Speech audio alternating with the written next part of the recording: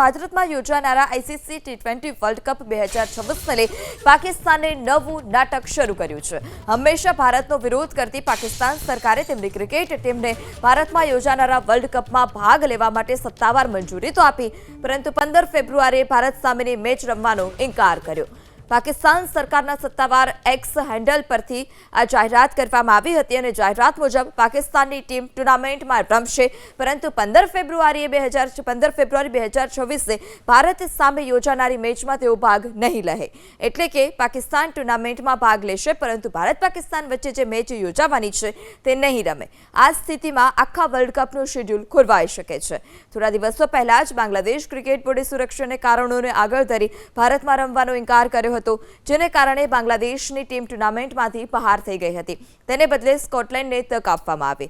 પાકિસ્તાન સતત બાંગ્લાદેશના સમર્થનમાં ટુર્નામેન્ટના બહિષ્કારનો ડ્રામા તો કરી રહ્યું હતું, પરંતુ હવે ટુર્નામેન્ટ શરૂ થવાને ગણતરીના જ દિવસો બાકી છે ત્યારે આ પ્રકારનું નાટક શરૂ કર્યું।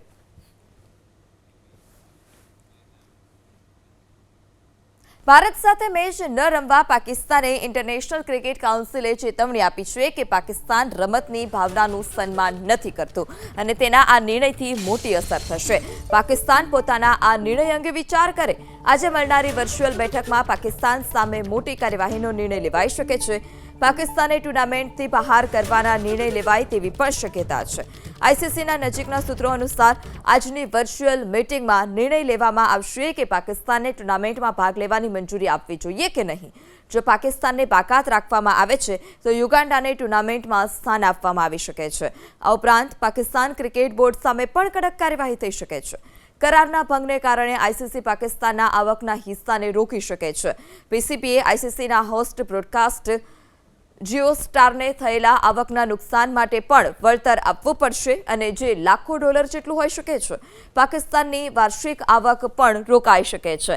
સામાન્ય રીતે ભારત પાકિસ્તાન ટી20 મેચ માટે જાહેરાતના દર 25 લાખથી 40 લાખ પ્રતિ 10 સેકન્ડ સુધીના હોય છે। ફક્ત જાહેરાત આવકમાં જ 200 કરોડથી વધુનું નુકસાન થઈ શકે છે।